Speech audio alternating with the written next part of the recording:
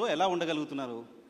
ఎక్కడ రేవంత్ రెడ్డి కాస్త డల్ అయిపోయి అలాంటి విజువల్ ఎక్కడ కనపడదు ఎందుకు? ఎలా అంత ఎనర్జీ మెయింటైన్ చేస్తున్నారు?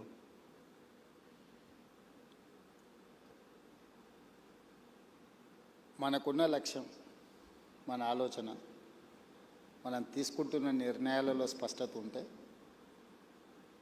ఆ పాజిటివ్ ఎనర్జీ అనేది మనకు ఆటోమేటిక్గా వస్తుంది. రెండవది,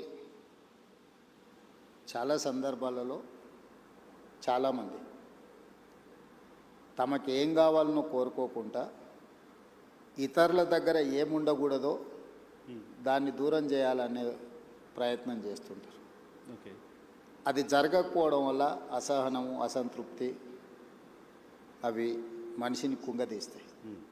దాంతో తొందరగా వాళ్ళ శక్తిని కోల్పోవడమే కాకుండా మానసికంగా బలహీనులవుతారు. ఒక్కసారి మానసికంగా మనం బలహీనమైన తర్వాత మనం దాచుకోవాలనుకున్నా దాగదు. దాంతో ఏమవుతారంటే చాలామంది అధికారంలో ఉన్నప్పుడు ఒకలాగా, అధికారంలో లేనప్పుడు ఇంకొకలాగా, లేకపోతే అనుకూలిస్తే ఒకలాగా, గెలిస్తే ఉప్పొంగిపోవడం, ఓడితే కుంగిపోవడం, ఇట్లాంటి రకరకాల సమస్యలతో కొట్టుమిట్టారు. So clarity of thought first, ప్రణాళిక దానికి తగ్గట్టుగా. ఓకే, సో ఆలోచన అలా క్లారిటీగా ఉండొచ్చు. కానీ మీ పైన జరిగిన అటాక్స్ నాకు గుర్తుంది. 2009లో మీరు మొదటిసారి ఎమ్మెల్యేగా పోటీ చేసినప్పుడు గన్తో ఫైర్ చేశారు మీ పైన. రోడ్డు పైన అలా పడిపోయిన రేవంత్ రెడ్డి విజువల్ చూసాం. ఆ తర్వాత కేసులు, కొట్లాట్లు, అరెస్టులు, జైళ్ళు ఇవన్నీ కూడా చూసాయి కదా. క్లారిటీ ఆఫ్ థాట్ ఓకే, ఇవన్నీ ఎక్కడ ఆపలేదా? ఇవన్నీ ఎక్కడ బౌన్స్ బ్యాక్ అయ్యేలా మళ్ళీ వెనక్కి తగ్గేలా చేయలేదా? డెఫినెట్గా సమస్య వచ్చినప్పుడు, సమస్యను ఎదుర్కొంటున్నప్పుడు కొంత మానసికంగా ఒత్తిడి ఉంటుంది. కాకపోతే అది అధిగమించడానికి కావలసిన ఆలోచన చేసుకోవడమే, మన లక్ష్యాన్ని గుర్తు చేసుకోవడమే. లేదా ఎదురుగా ఉండే వాళ్ళు కూడా కోరుకుంటున్నది అదే కదా, అంటే మనం తగ్గాలనో, మనం ఓడాలనో, లేకపోతే మనల్ని ఓడించాలనో. సో వాళ్ళ కోరుకున్న విధంగా మనం వ్యవహరిస్తే వాళ్ళ ఆలోచనలని మనము ముందుకు తీసుకెళ్ళినట్టు ఉంటుంది తప్ప మనమేం ఆలోచన చేస్తున్నాం, మనకేం కావాలనో దాని మీద ముందుకు వెళ్ళడానికి అవకాశమే ఉండదు కదా. కాబట్టి నేను జిల్లా పరిషత్ మెంబర్గా ఇండిపెండెంట్గా గెలిచిన, ఎమ్మెల్సీ ఇండిపెండెంట్గా గెలిచిన, 2 సార్లు ఎమ్మెల్యేగా గెలిచిన, ఒకసారి ఎంపీగా గెలిచిన, ఈరోజు 3వసారి ఎమ్మెల్యేగా గెలిచి ముఖ్యమంత్రి అయినా. నా ఆలోచనలో నాకు స్పష్టత ఉంది. నాకు స్పష్టత ఉన్న మీద, ఆలోచన మీద ఇతరులకు భిన్నాభిప్రాయాలు ఉండొచ్చు. రాజకీయాలలో నేను ఎప్పుడూ 100% ప్రజలను ఒప్పించాలనో, 100% మార్కులు సాధించాలను నేను ఎప్పుడూ లక్ష్యం చేయను.